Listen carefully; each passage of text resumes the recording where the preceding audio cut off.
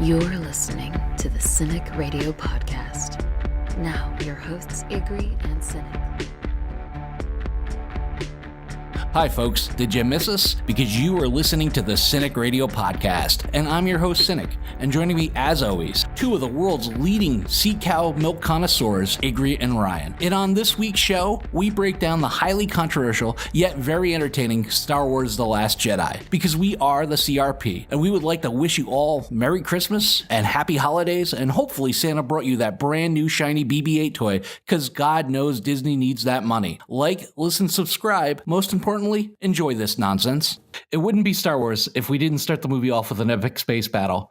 Poe comes out alone to face down the entire First Order, buying the Resistance much-needed time to prepare to escape, and has a little go at Hux. Ryan, were you surprised that Poe used the comedy canon, consider all the hype surrounding the movie was that it was going to have Empire Strikes Back overtones? Yes and no.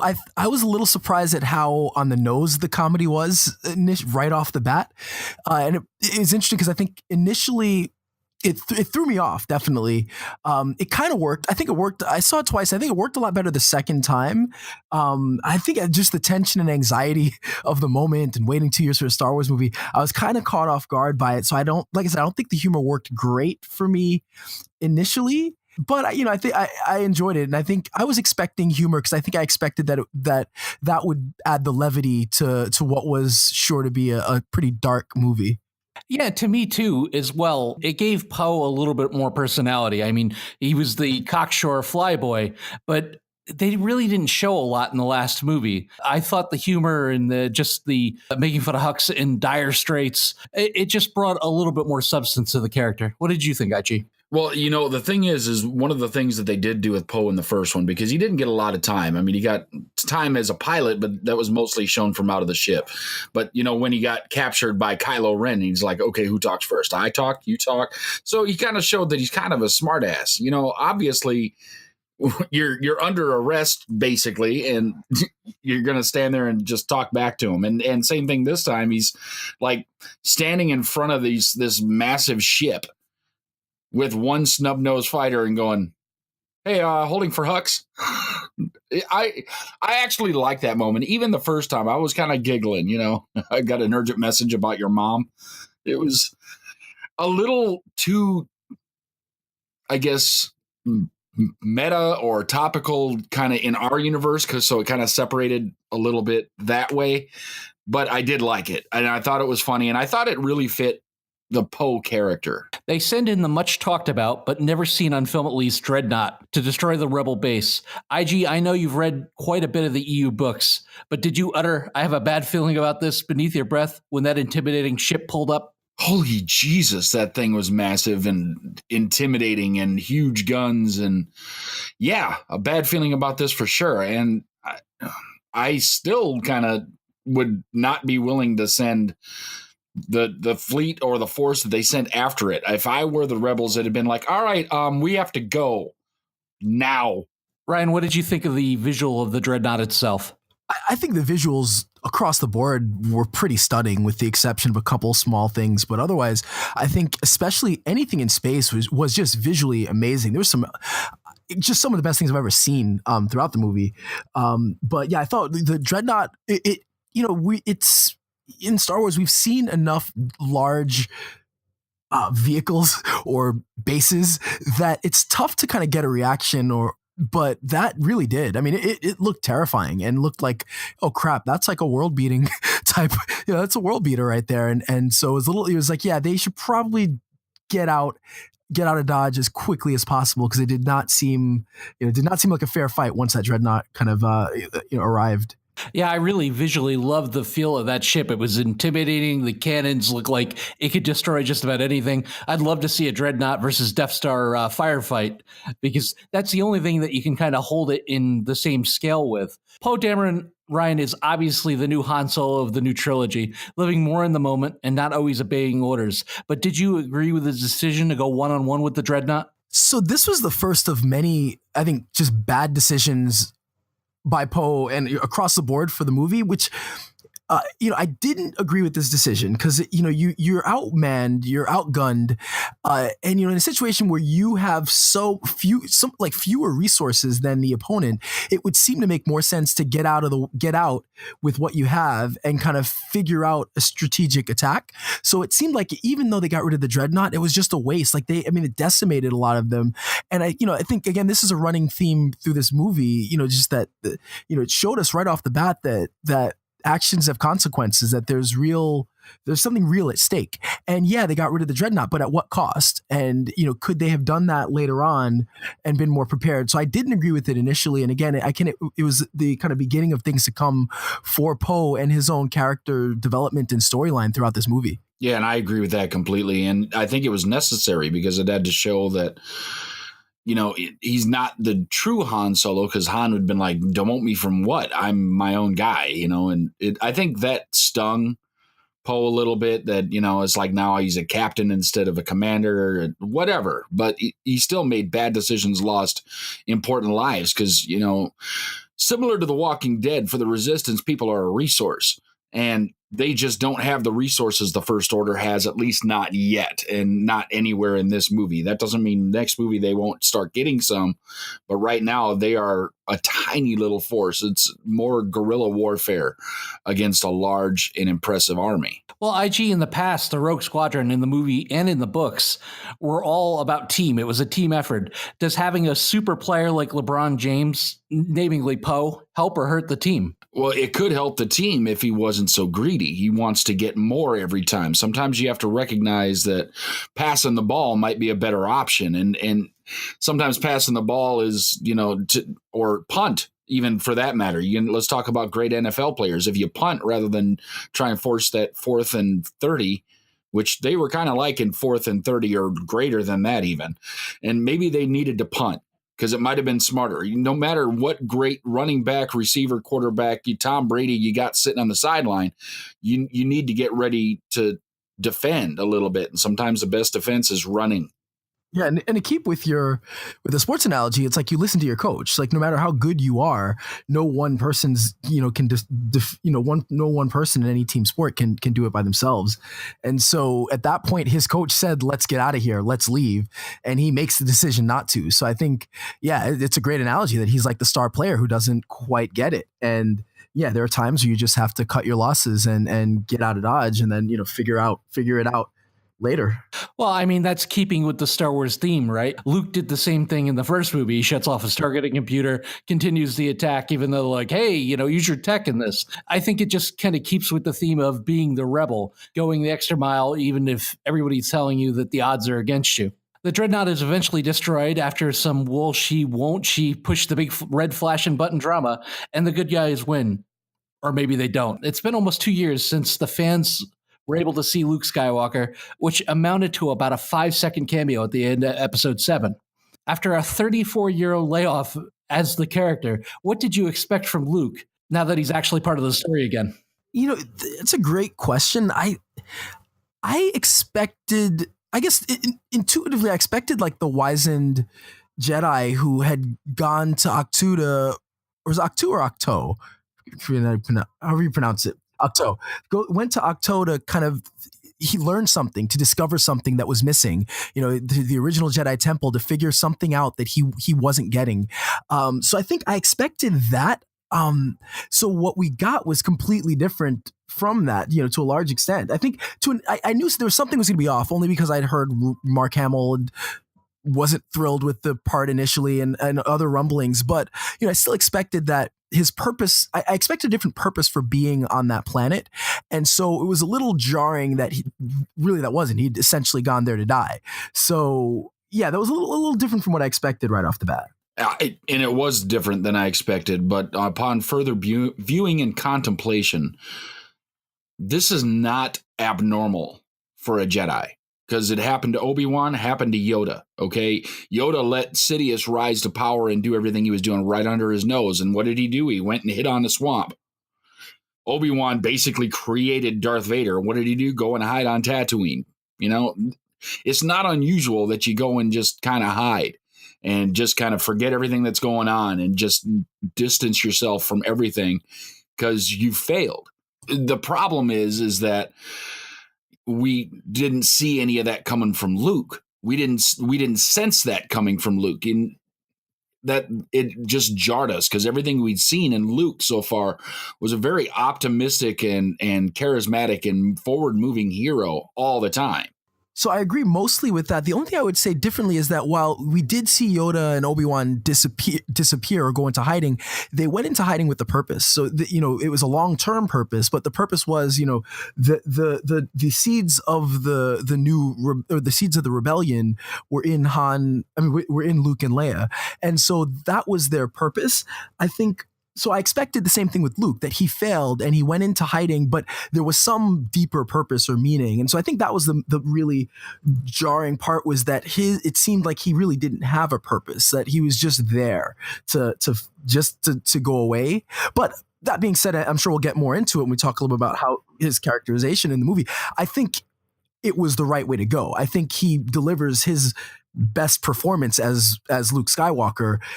It's just that it wasn't quite the, what we'd expected, up to this point. IG, where is Rey? Rey dramatically hands Skywalker the saber to only have him casually toss it over his shoulder and walk off. Once she finally uses Chewbacca to force him to listen, he finds out, oh yeah, and by the way, that monster you created also killed your best friend Han.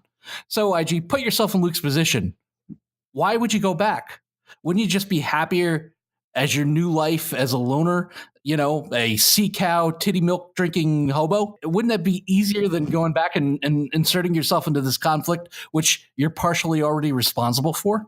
Well, and that's kind of what he's leading toward. He's kind of leading toward, I'm just going to sit here and just I'm not getting involved again. All I did was create more problems in the universe than were there when I was active. So he's trying to separate from it. And Rey is just kind of just like Stewie and Family Guy. Mom.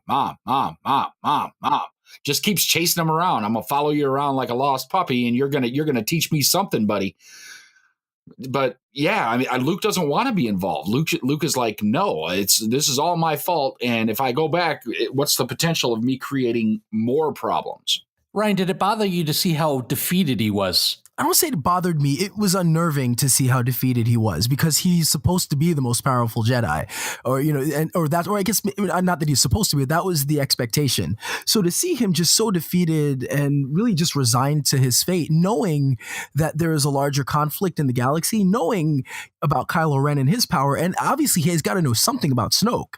So I think knowing that there were dark side forces that powerful there, and that he may be the only light side force to meet them, and to kind of just be there, that did bother me, because it just I don't understand why, I don't understand what could drive somebody that low. So yeah, I think it was unnerving to see him there, but I think we kind of needed him to be there. He needed that was his arc, and I think the way that it plays out, I'm okay with it. But I definitely understand that it's kind of not people's Luke Skywalker, and so it can be really frustrating, if you put a lot of stock in him as a character, to see him kind of so low. From the files on the unnecessary, it took hundreds of man-hours to create that puppet, a helicopter to fly it to the island, 3 puppeteers to bring it to life for a quick squeeze of milk. Sometimes, kids, CGI is definitely the way to go.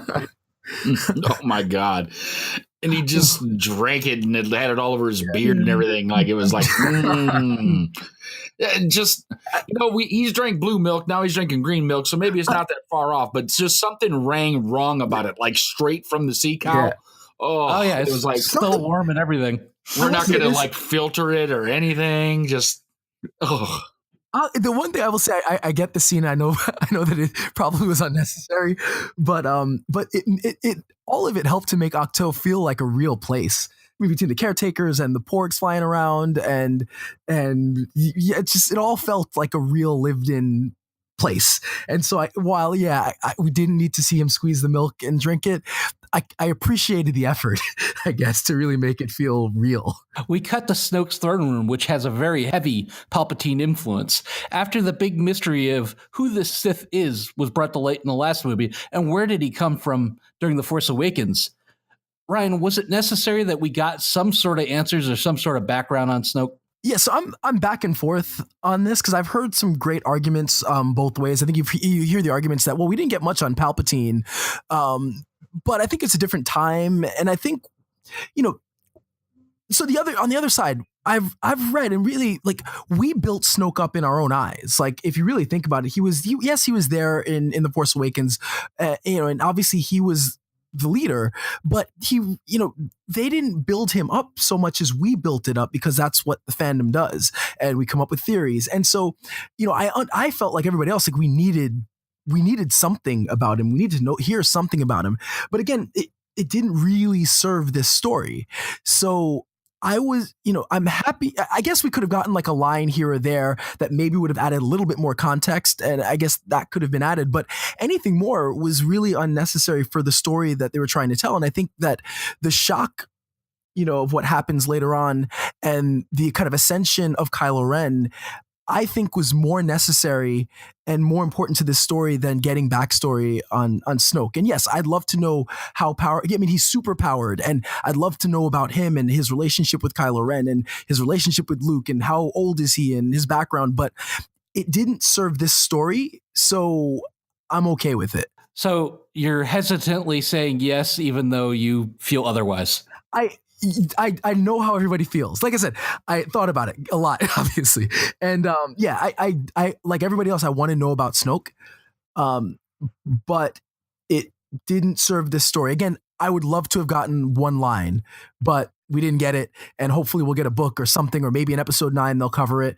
Or maybe there's something further down the line planned that we'll all be shocked. But I think that the story that they told was more important than getting in this movie more information on Snoke. IG, did they kind of ruin it for you? I mean, are you willing to sit through 400 or 500 pages of heavy lifting of a book for to answer a question that could have just been answered in the movie that you paid to see? Yeah, well, and that's the long answer. The long answer is I think we deserve some backstory, but the shorter version of that is most of those backstories for characters like Snoke and Palpatine before they made the prequels and everything was given to us in books. It was never given to us in the movies. So like all of a sudden we had never even really heard or seen Palpatine until Empire. And then there he was, right? And just a hologram talking to Vader. There he was. And did we know anything else about him? Where did he come from? Why is he called the Emperor? Who was he before that? No, we didn't know any of that stuff. And he was still billed as somebody like really big and fearsome. And then in Jedi, it was like, oh, the Emperor's coming here, and they're all freaked out. Yeah, well, so he was a big deal then, and Snoke is a big deal now. But no explanation was given then for the Emperor, no explanation given now for Snoke. And so really what it boils down to is, does it matter? Does it really change what's going to happen in the movie if we know where he came from? Everybody knows who he is, right? Because Leia and Han are talking about Snoke. Everybody knows about Snoke. So doesn't matter. The players know who he is. Whether or not they even know where he came from doesn't matter. They know he's the supreme leader. So I think we deserve to know where he is, but it's going to come in the fandom or the canon that is written later. Yeah, and I think the other thing is maybe, with J.J. Abrams directing the next movie, maybe he covers it because this is his creation. And so it did seem like a large part of this movie was, not a screw you to J.J. Abrams, but kind of was. So maybe we get more of that answer later on. It's frustrating, but it is what it is, and I'm sure we'll get something on Snoke at some point. IG, Snoke dresses down Kylo for his loss to Rey, and then Helmet shames the shit out of him to the point where he just takes it off and destroys it. So my question to you, do you prefer your Sith with or without helmet for both function and fashionality? Well, more or less, I want them to see it so you can't see the goofy expressions, more like Spaceballs, which I know you hate, but, you're making faces under there. So he can stick his tongue out at Snoke all he wants underneath that fucking mask and be like, and mouthing things like, yeah, you fucking cracked head looking motherfucker. Your mom don't even love you anymore. You're so ugly. He can lip all that he wants and he can't say anything. Now take that off. Now I got to sit here stone faces. What did you think of Adam Driver's role as Kylo Ren? Now that is a different story. I think Adam Driver was amazing. I think he did very well. He was showing conflict and determination all at the same time. Like he's conflicted because you can sense that, like Vader, there was still something in him that wants to be good, wants to be on the light side. There's some of that, but he also wants to serve Snoke and be accepted as a Dark Lord, basically. The way that he portrays all of that is very very deep, really intriguing how he does it, and it pays off. He's doing an amazing job, and I can't think, like, a lot of people have picked on him because he's got kind of a unique look about him, but he's a very good actor. Yeah, he's shown phenomenal range throughout the series, and to kind of piggyback on the mask question, I understand the reason to get rid of the mask, but I like his acting was so great in The Mask in The Force Awakens that I almost wish there was a way to keep it on some level, because you could see the difference in his posture and his confidence and his demeanor with the mask versus without the mask in The Force Awakens. And here, I think it was kind of a quick throwaway, almost a joke, kind of stop trying to be Darth Vader, get rid of that stupid mask. But yeah, his range is as good as I'd say almost any actor throughout the entire series. I wish we had somebody of his caliber playing Anakin in the prequels. It would have made them so much better. But yeah, he's just been phenomenal and kind of quietly stealing the show throughout the first two movies. Well, before we start throwing stones at poor Hayden, maybe if he would have had better dialogue, maybe it would have brought out a better actor. He would have upped his game a little bit rather than just making goo eyes at Natalie Portman the whole time. I'm so in love with you, IG. I got to understand making goo eyes at Natalie Portman, though. She is a looker. I'll say both. I think better direction and a better actor would have, either one, we would have been infinitely better. We have them on a string. Ryan, it made for an intriguing but very slow moving plot. But did we lose something more than we realized? In every Star Wars movie, the heroes are outgunned and they always rely on light speed as the great equalizer to get out of the area. But now with this change in plot where they can now track you through light speed, did we kind of lose that for the sake of just a small plot point?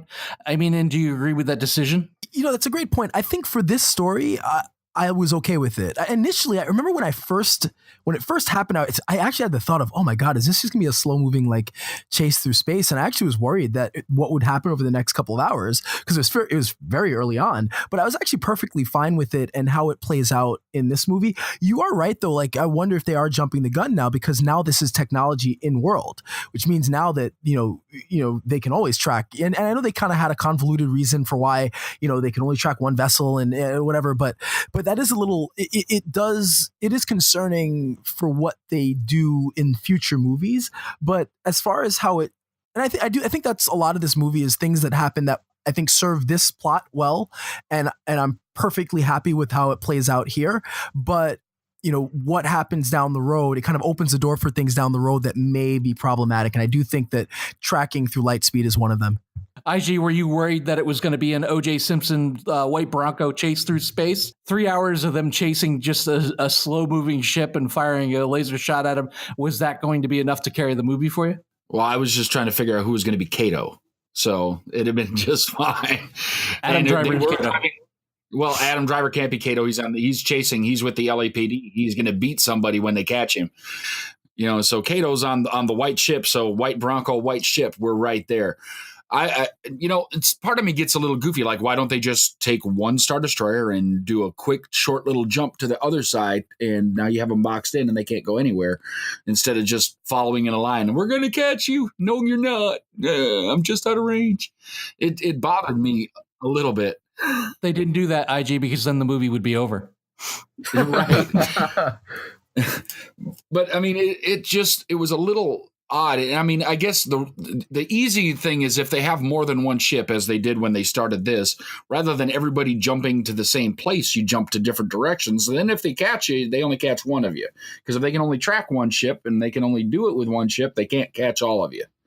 So, I mean, future movies, I'm not so worried about it. Like, they can just go different directions and take a circular path to where they all want to meet, do multiple jumps, and it shouldn't be a big deal.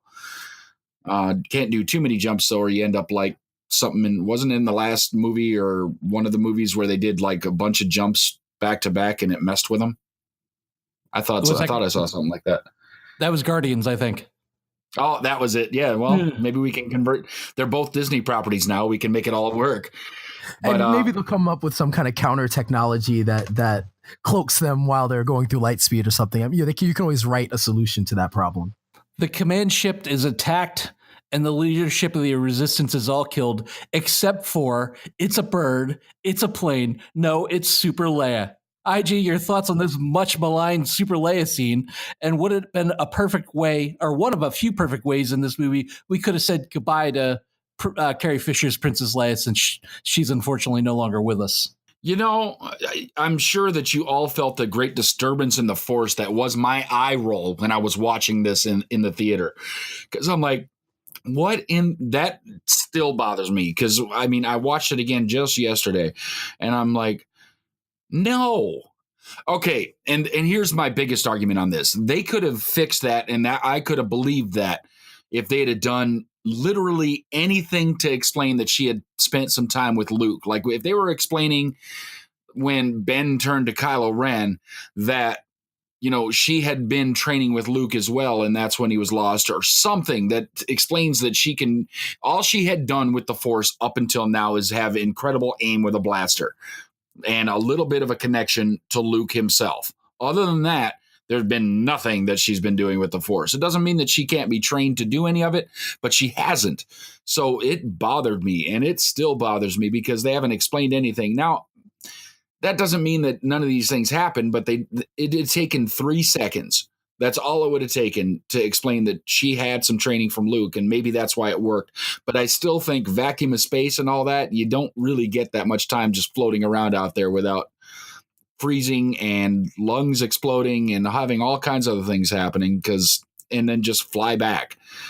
Super Leia is not the answer. And you're right. If they'd have killed her off right then, that would have been a fitting goodbye. You know, it would have been almost back to her original thing where, you know, strangled by her own bra in space kind of thing. It would have worked.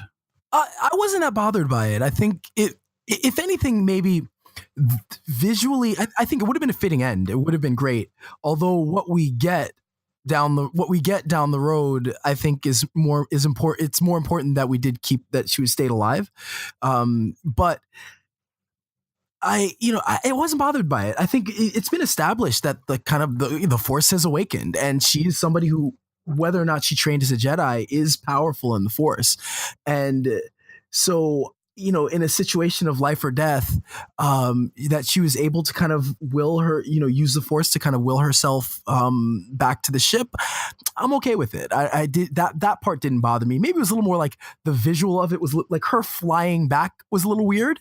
Everything up until that point was fine, but just the reaching out was a little strange. But otherwise, I thought I didn't mind it. I thought the scene played out well. Again, it would have been a fitting end up until the moment that her kind of hand starts moving. But again, I wasn't too bothered by it. And that's been Ryan George with the Cinik Radio podcast. We loved having you here. We'll never see you again. What the hell is wrong with you, man? That's something that didn't bother you in this movie? Yeah. Oh, my God.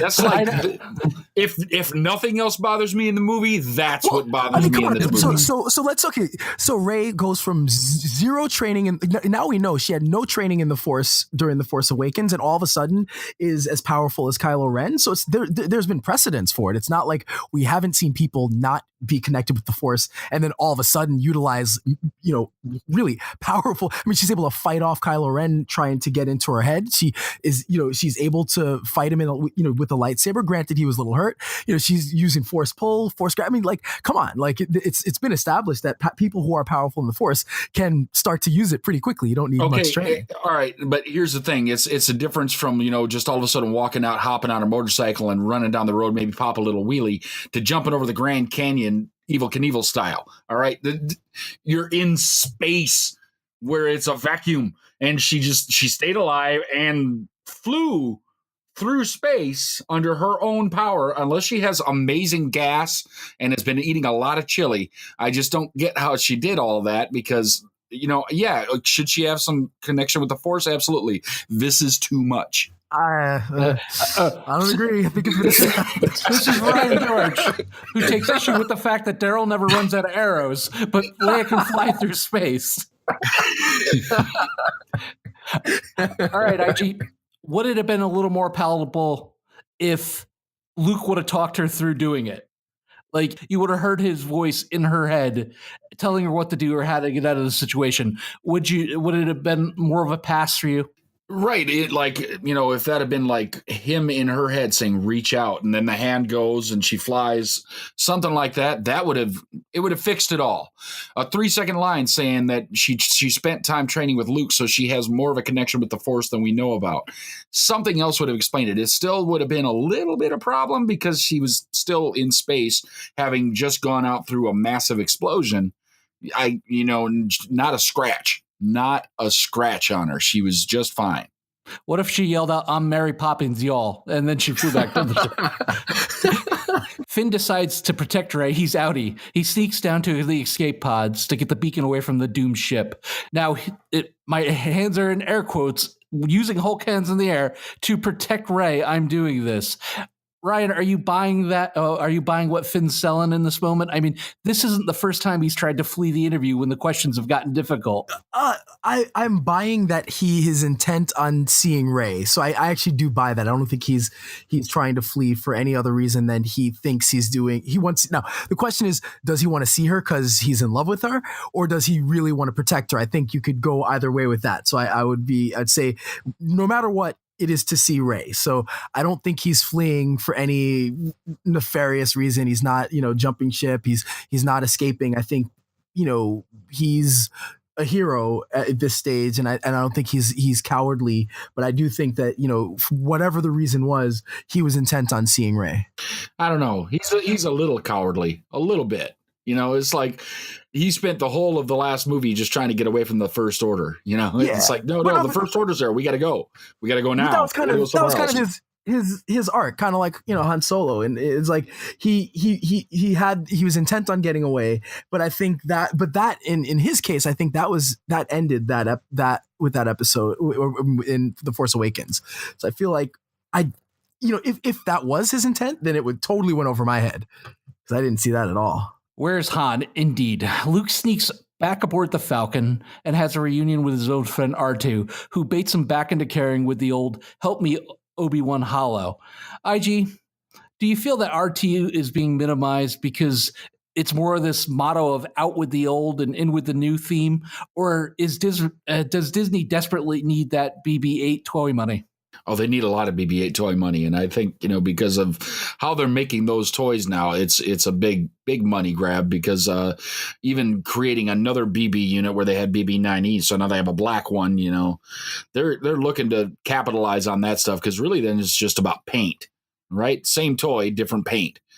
It's a cheap way to market things. However, they really need to incorporate some more R2 and C-3PO because really the characters that have been consistent are those two, and they were very downplayed in the last movie, which if I have a major complaint, it'd be the downplay of R2 and C-3PO, because I do like BB-8. I think he does a great job. It's a really neat technology thing that they did, and they have actual robots that run around and do that. But there's something to be said about R2 and C-3PO. They were the Laurel and Hardy basically, and you couldn't even understand one of them.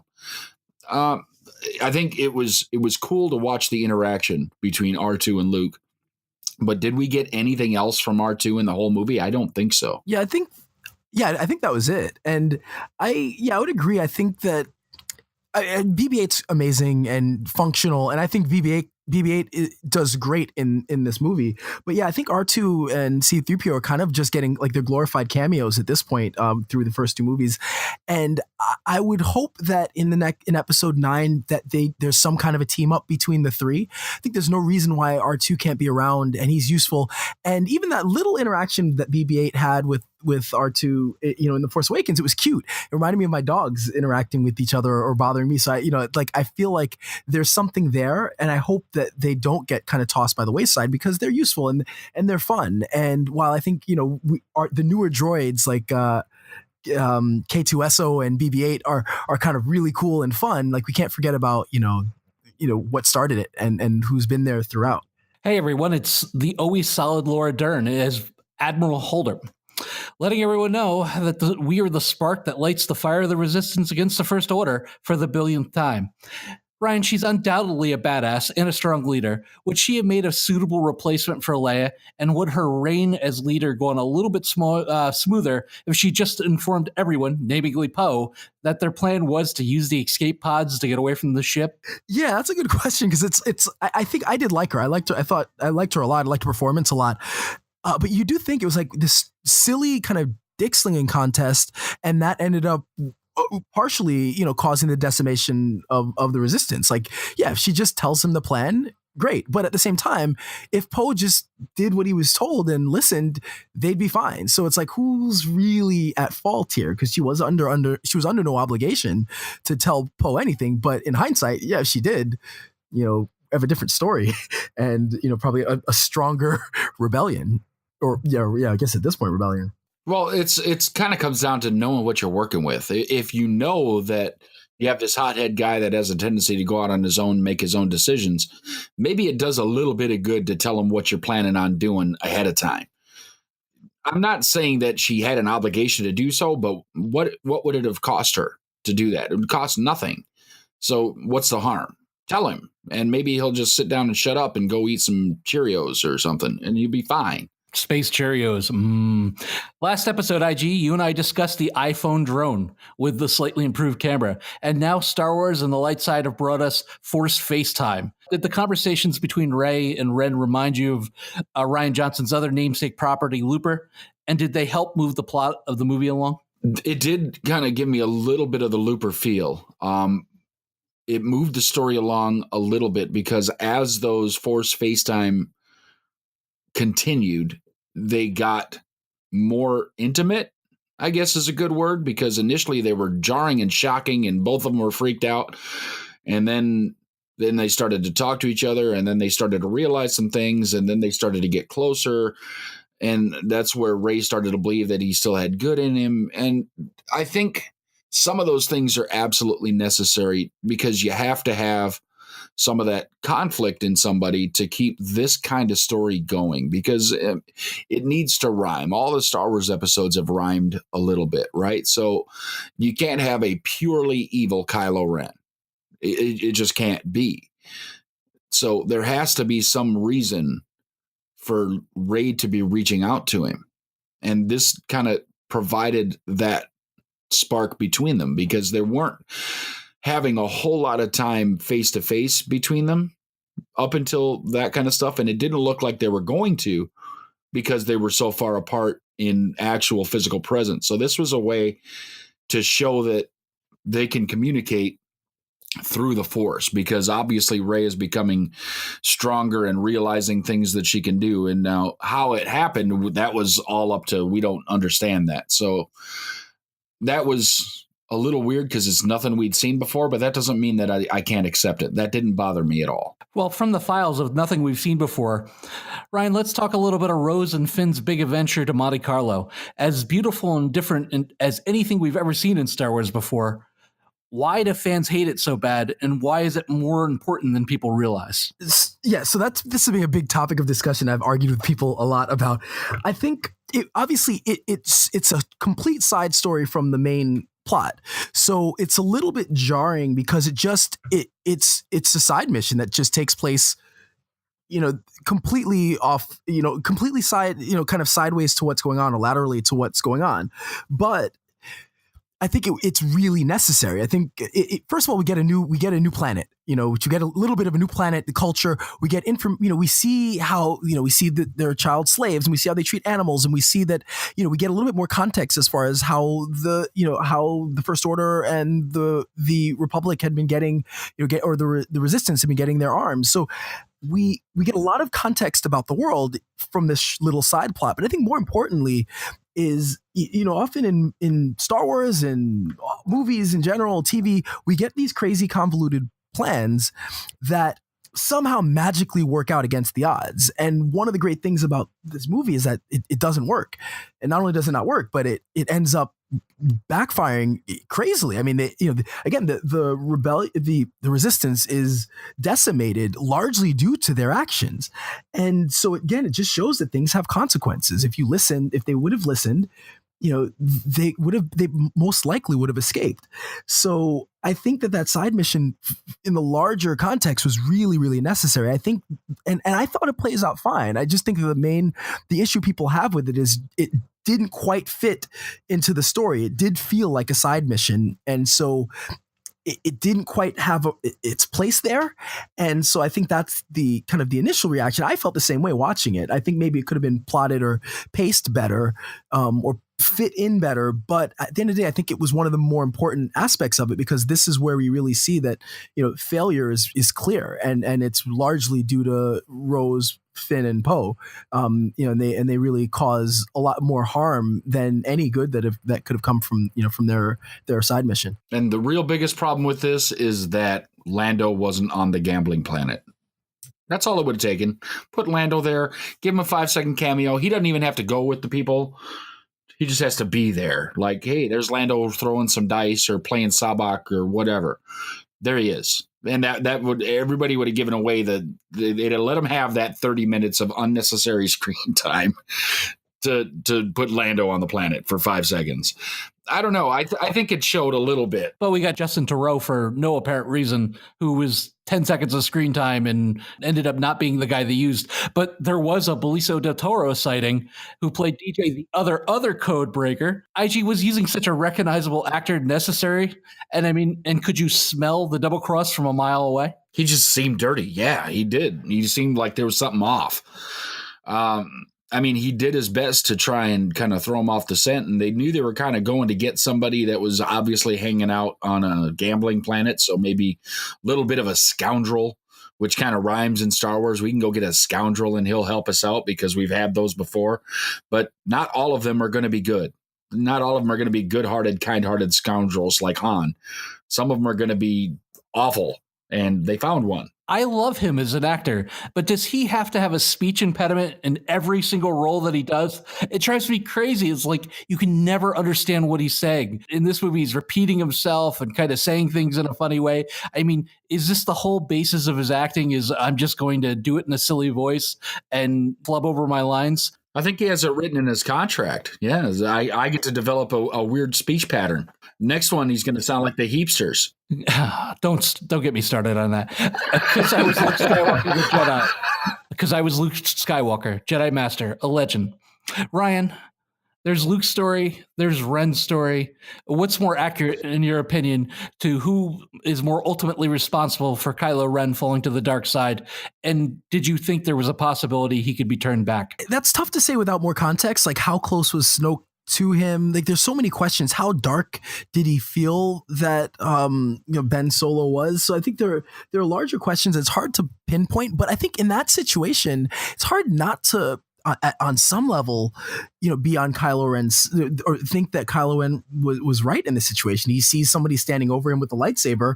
What are you going to do? And at that point, he probably had Snoke in his ear telling him all kinds of things. So he's probably been manipulated to that point where he's, close to turning as it is. So all of a sudden he sees his master, his uncle, his standing over him. Yeah, you can't blame him for what he did. Now, maybe killing everyone else in the Jedi Temple and leaving and dominating the galaxy, you can't blame all of that on Luke Luke Skywalker. It too far, buddy.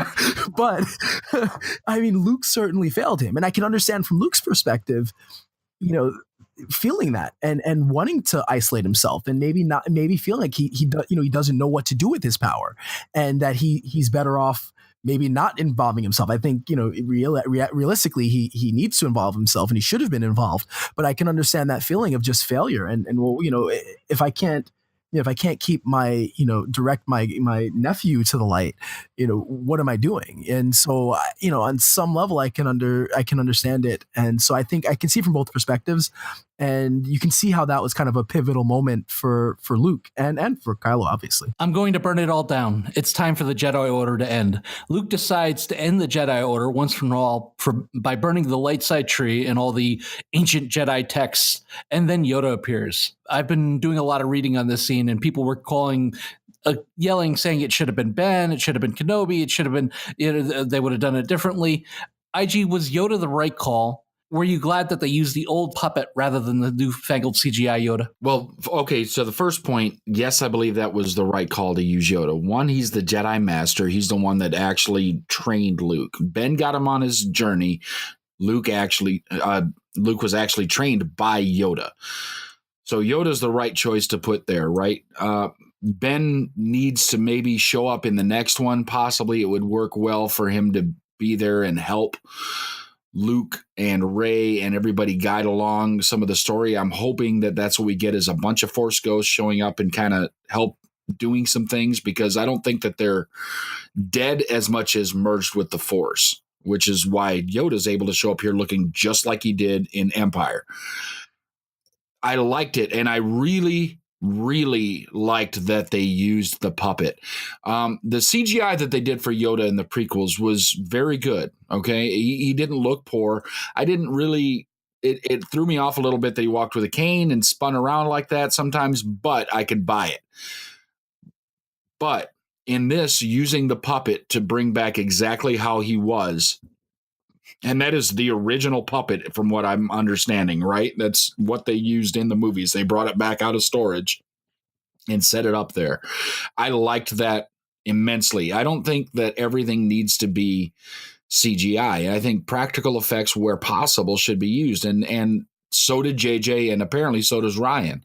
So not Ryan George, Ryan Johnson.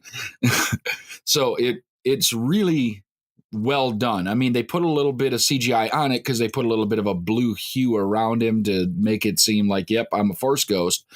But it was still Yoda, and it was the original Yoda. And the things he was saying to him were things that echoed to Luke's past and things that echoed to his own past. It was very enjoyable, and I liked that part quite a bit. Yoda even reminds him, Skywalker, this is your problem. You're always looking to the horizon, never here and never now. And that's a pretty apt point, Ryan, because these kids are what they grow beyond. That's the biggest part about a master must accept. But was Luke's biggest mistake with Ben was predetermining Ben's fate for him? I think that's a good point. I do think that that's a large part of his mistake. And I just think giving up, not knowing, kind of, he gave up on himself, he gave up on Ben and he quit. And so I think that was almost more of a failure than predetermining kind of Kylo's or Ben's turn. And that maybe he went to Octo looking for answers or unsure of what answers he wanted, instead of trying, actively. It was kind of passive. Like he expected the answers to come to him instead of actually trying to figure things out. And, so I think that, combined with kind of predetermining his fate, I think those are the failures of Luke, and how, and then we see, he has to then redeem himself, in this movie. What bothered me a little bit was Poe and Finn were both pushed to secondary characters, and Poe's rebellion goes about as well as Finn's raid on Snoke's ship. IG, did it bother you that they basically amounted to nothing, that their stories in this movie were almost filler? It did and it didn't. It had to show, I think, that they were willing to try anything to save the rebellion, and that's what I'm just going to have to believe to keep them alive. Because I like their performances, I like the characters, I like the actors, and I think they're all doing. There really wasn't a poor acting job, I think, in this whole movie. I think everybody acted amazingly. I think even the script writing was good. Just some of the things and how they put it together was poor. So all of the dialogue was well received, and it was written well, and everything was good there. But did they need to do all of this stuff? Canto Bight went a little bit long. I think they needed to show that, not everybody's out to save the rebellion. You're not one side or the other. Some people are still for themselves. It did bother me a little bit, but not as much as it's being made out to be. The whole subplot not working out. It didn't bother me as much as it's bothering a lot of the fandom. And I think the problem with a lot of the fandom is they've seen it once and they developed a bad taste in their mouth for whatever reason, because they think that they needed to make the movie they wanted to see instead of the movie that drives the story. And to anybody that's feeling that way, if you literally have only seen it once, go watch it again. You have to see it again, and it starts to rinse the taste out. There's still some things that are going to bother you, but the thing is this movie is supposed to invoke that in you. You're supposed to get some of that. So just watch it, take it for what it is, and prepare yourself for the end of this, which is coming in 2 years. It's a long time to wait, granted, but we've done it before. I mean, how long has it been since when this stuff started before the prequels? It'd been a long time. Yeah, and I think an important thing is in 2 years, I want to see how this is addressed because, I actually don't think I think at times they were kind of treated as secondary characters, but realistically, again, their failure led, I keep coming back to it, but their failing really leads to a lot of the problems here. And so I think it's a huge part of the plot. And so this, I think, is meant for them to grow as leaders, because at the end of the day, with Leia gone, or with them, they're going to have to write Leia out, obviously. With Holdo gone, we're assuming that when we get to episode 9, that Poe and Finn will be leaders in the Resistance.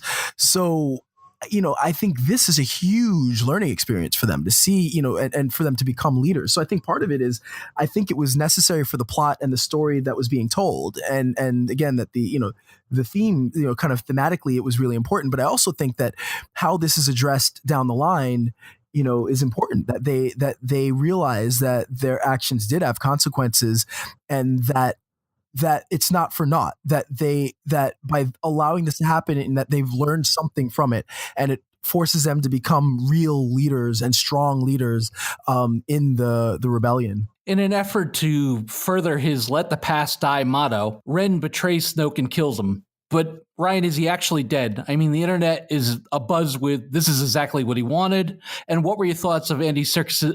What were your thoughts on Andy Serkis's portrayal of Snoke's character? All right, so I loved Andy Serkis's portrayal of Snoke, like the kind of slight bit of snarky humor, the confidence. As I think there was some little issues with the CGI when it was at a distance, like the way he moved was off. But when they were, the close-ups on his face were impeccable. And again, I loved Andy Serkis's performance as Snoke. I almost wish they didn't kill him off, because I would love to see more of Andy Serkis as Snoke. I just really, really love that, in the couple of scenes we got. I'm not buying into any of the theories. I think he's dead. It would be kind of interesting to see him come back as a Force ghost, but I'm not buying into it. I think this is Kylo Ren's story, or this half of it. And him becoming a leader or a leader of the First Order is a huge part of his story. So I'm not buying into anything. But again, I really loved what we saw of Snoke, so it is a little disappointing because of how overpowered he was, and again, the confidence and the bravado. It would have been it's an interesting character to explore, and maybe we get it would suck to just read it in a book, but maybe we get a movie down the line, or we get something else that explores Snoke, because I really did love the way the character was portrayed in the short amount of time we got it. Well, and it's kind of a callback the way that works, because the thing that doomed the Emperor was his overconfidence, and that was the same thing that had Snoke here, and his overconfidence in both his ability and his apprentice Kylo Ren is what doomed him in, and that's what doomed in the Emperor. It rhymes, it works. I've seen all the things on the internet where they're saying he's a clone, he's Darth Plagueis, and he's just going to snap himself back together, which is now we have Snoke the T-1000, he's just going to melt back together or something. I think he's not essential to the story. He was something that gave an additional layer of where the information is coming from, but I don't think he's essential to keep the story moving. So I liked him, and if he comes back, I guess we'll have to deal with that. I don't think he needs to. IG, your parents were nobody. They were junk traders, and they sold you for drinking money. The not big reveal of Rey's parents being absolutely no one was yet another example of another FUJJ moment. Were you hoping for more from it? And if you find out that this was a diversion or a lie in the next movie, at this point, are you beyond caring? And again, the same thing with Snoke. It honestly doesn't matter. We all wanted her to be somebody, but does she have to be to be an intriguing character? Not really. I'm hoping that it's a diversion. I'm hoping that it was a way for Kylo Ren to kind of get under her skin and start to try and get her to second guess whatever's going on, and that she is somebody. And my hope would be Kenobi, just because that's would rhyme. That would go with everything else. However, if she is a nobody, if she came from nothing, that's okay too.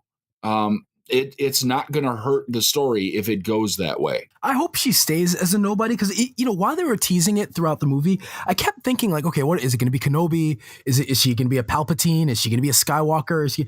And each one of those that would run through my head, I was like, it'd be a letdown, because we've gone through these theories so much over the last 2 years. So I definitely think it was kind of an FU JJ moment. But at the end of the day, I think any of those coming to be would have still been a letdown, because in the age of spoilers and theories, like there's nothing is really sacred. So I was kind of okay with it being, no, she's nobody. That was a surprise in and of itself. And I think the other surprises we got, even in that moment, I think also I was on the high of like, the shock of Kylo killing Snoke, and then the battle with the Praetorian Guards, which was incredible. That's one of the best fight scenes in any Star Wars movie, that I was on that high, that the letdown that maybe I would have gotten from not finding it was like, it's fine. And again, it's, I hope that it stays that way. Cause also their performance was so earnest in how they acted that out, that, Rey seemed like she knew and Kylo Ren knew. And I believed both of them. And so I would feel a little cheap if they turn around and turn her into somebody important in the next episode. There's a few things that would have made it more important to me. Like maybe if she's not willing to bail after the next movie, because she's already stated she's done after the next one, that didn't bother me as much. That, all right, so she's a nobody and we can just turn it over to the next set of nobodies. The only thing that bugged me a little bit was they made it a question in the last movie. They left you thinking about it. And if it was going to turn out to be nothing, then I would have preferred that they just played it with nothing. I don't need her to be of Kenobi lineage. I don't need her to be a Skywalker. What I would like her to do is be appreciative of the opportunity that she was given and not bail on the role before the next movie is out. But that's besides the point. I mean, even Emily Clark waited till the 7th or 8th season before she started saying, all right, I'm done playing Daenerys. I can't wait for this to be over.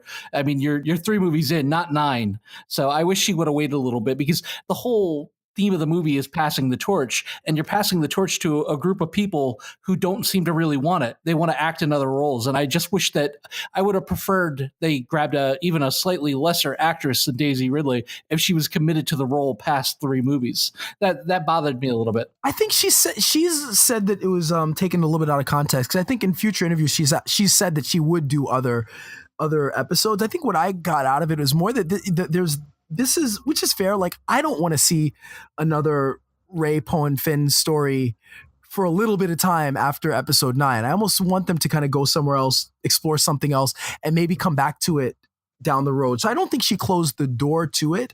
And I do love her as an actress and in this role. So I hope that we get more of her. And I hope that she really was taken out of context and it wasn't a situation where she was taken in context but didn't realize the backlash. But yeah, I don't think it'll be one and done, and I think we'll get more. But I also think, this type of movie does take so much out of them that I can imagine, wanting to kind of be, away from it for a little while to do other things. So I can understand the sentiment. I just hope that she's not closing the door completely, to playing Rey down the road. In a very kick-ass moment, Ryan, the Vice Admiral turns the ship around and decides to fly at light speed through Snoke's flagged ship. At this point, when they went to do reshoots, we already knew that Carrie Fisher has passed on. Would it have been a better, more suitable ending to keep Laura Dern around for future movies and maybe CGI Carrie Fisher in the ship and have her fly through and make the ultimate sacrifice to save the Resistance? I think it would have been perfect, but there would have been some extensive work done with CGI to get that moment where, then you'd have to have it reversed where Leia says she'll stay on the ship. And, I don't know how that would have worked. And I think we'd still miss the Luke and Leia scene. Maybe there would be a way to CGI it on the ship. So I guess that's possible, but regardless, that scene is one of the greatest things I've ever seen in a movie. And it was stunning, like, with the sound going out and just visually amazing. That was as good as, like the Vader scene at the end of Rogue One is like my favorite thing ever, but this is right up there. The only sad thing is, when I went to see it the second time. So I knew it was going to happen. I'm all anticipating it. And the sound's going to go out. As soon as the sound goes out, the person right behind me, their phone starts going off and ringing. I guess it must have been in their purse, because then you could hear the person fumbling with the bag, trying to get the phone out of the bag. And it was really loud. And it was like the worst for anybody who was like just experiencing that in the moment, because the silence was such a big part of that. But yeah, but tangent aside, I loved the way that played out, and that made it, worth going to the theater just to see that. Yeah, that was like that for me too. The opening space battle, the fight between Rey, Ren, Snoke, and the guards, and that moment right there made the movie for me. So IG, we get two battles in one as Rey and Ren face off against Snoke's Imperial Guard, or whatever we would call that. Did they give them Praetorian Guards? They're the Praetorian Guard. That's so stupid.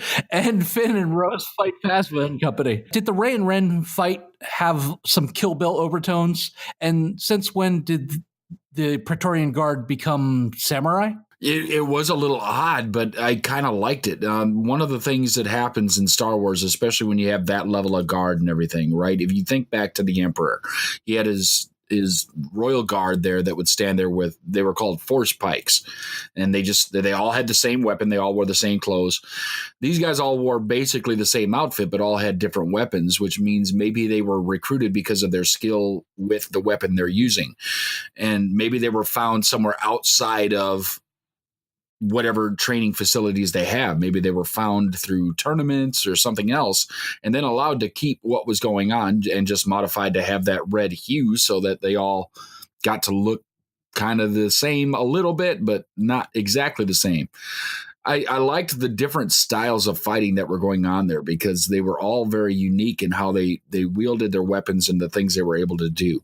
Kill Bill, absolutely, because I mean that all you needed was that goofy music that they were using when the Crazy 88 came to fight the Black Mamba or whatever her name was, and it would have fit perfectly. However, it worked. It worked very well, and it was very cool. And it also showed that Rey isn't all powerful yet, because these guys, the Praetorian Guard, are not Jedi. They're just very skilled fighters. And she took a little bit of a cut on the arm there. So even with her training and even with the lightsaber, she's still not undefeatable. I found it odd that, because they're supposed to all be force sensitive. They're not quite Jedi, but they do exhibit some force skills. Ryan, did you think that Kylo Ren was maybe putting himself in a Emperor Palpatine-like position so Rey could help him, almost feel some sort of compassion for him during the end of the fight? Or do you feel that he was actually in mortal danger from these guards? That's a good question. I mean, the way that it played out, I felt like he was in actual mortal danger. But I never considered the alternative. So I don't know. I'd have to almost want to look at it with different eyes to see. So I think, yeah, watching it, I felt that he was legitimately in mortal danger. And I think that the guards showed enough competency that, I don't know that it would have been a smart idea to really try. Although I was wondering, why didn't they use any force powers against them? Like, that was a little strange to me that it was just straight up with the lightsabers, and there really wasn't much else that they used against them. So I thought that was a little strange. And I'd like to know a little bit more about them. I was wondering, like, I don't think they are, but maybe they were the Knights of Ren that then became, the guards, or, where they came from, because they were definitely competent. And you would have thought that Kylo Ren and Rey would have been able to deal with them without a problem, but they gave them hell. Well, you want to talk about something omitted from this movie that bothered me a little bit, it would be the Knights of Ren. Because they made a whole big deal about the master of the Knights of Ren, and he's Kylo Ren. And where did these guys go? Where are they? Because, that would do something for me. And it's not too late. Okay. Episode 9, if the Knights of Ren start to come around and he kind of has his round table of bad guys or something, the League of Doom, so it be, would work a little bit. IG, do you expect me to walk out with a laser sword and face down the whole First Order? The 10 or so resistance fighters make it to the salt mining planet, and they set up those their defenses and wait and hope reinforcements show up. Trapped in a base with only one way out, outgunned, when all hope is lost, Luke Skywalker finally comes to the rescue. And he does exactly that, faces down the First Order and Kylo Ren. What were your final thoughts on the movie, the battle, Luke's goodbye, and your rating? This is my other big problem in the movie because I could tell right away that something was up, because as he's walking around in the base doing his thing there in the base before he goes out to meet the First Order, you could tell that something was different because his beard was all brown now and much shorter, and just something was different. So I was like, okay, something's going on here and I don't know what it is. And obviously we got told what it was at the end. If that's what you were going to go to eventually anyway, why not just have him pull his X-Wing out of the water, fly to Crate, and do it himself there in person instead of astral project himself across the galaxy to Crate? Now, that being said, I think it was a pretty cool ruse that he pulled on them, but it could have just been better had he been there in person. I don't know. It bothered me a little bit. I liked it and I didn't like it. And it's one of those things that second viewing it was better. Maybe the third and fourth and fifth and sixth viewing, because they'll be there in the next month. I'll have a bunch more viewings that it'll be even better, because the truth of the matter is this is a beautiful movie.